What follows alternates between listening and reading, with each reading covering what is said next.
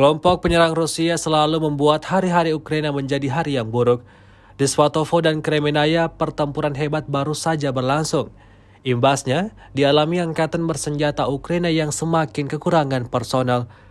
Rekamannya ramai beredar di media sosial Telegram pada Jumat 3 Februari 2023. Angkatan bersenjata Rusia baru saja berhasil mengalahkan Opnik Brigade Lintas Udara ke-80 Angkatan Bersenjata Ukraina.